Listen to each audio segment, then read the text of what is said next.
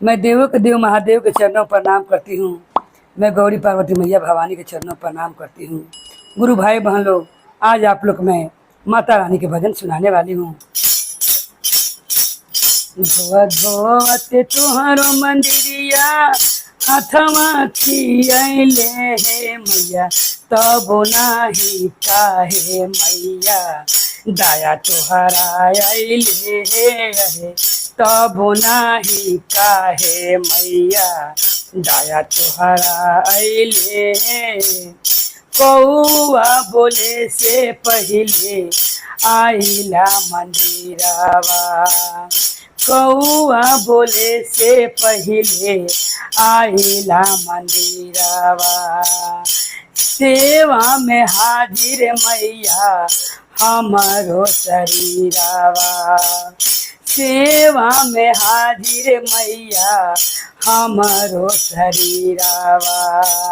गावत गावत तोहरो भजनिया ओठवा झुरैले, गावत गावत तोहरो भजनिया ओठवा झुरैले हे, तब नाही काहे मैया दया तुहरा अइले हे, तब नाही काहे मैया दया तुहरा अइले हे। नित्य दिन सांझे मैया बारिला दिया नामा, नित्य दिन सांझे मैया बारिला दिया नामा। बूते न पाए मैया रखिला ध्यानावा, बूते न पाए मैया रखिला ध्यानावा।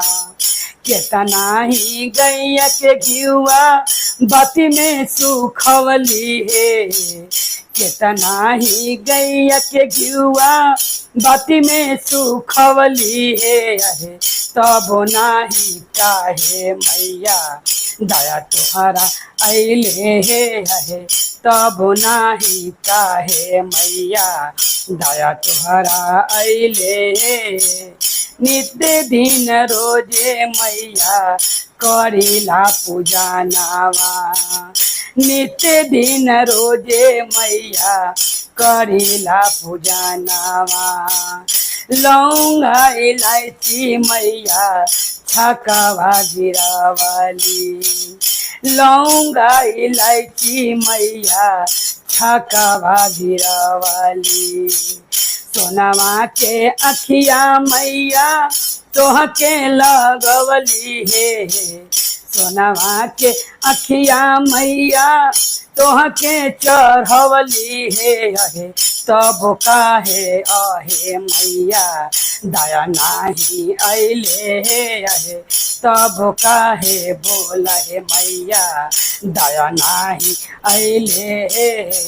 धोवत धोवत तोहरो मंदिरिया हाथवा खियले हे, धोवत धोवत तोहरो मंदिरिया हाथवा खियले हे, तब काहे न शीतल मैया दया तुहरा अइले हे, तब काहे न शीतल मैया दया तुहरा अइले हे।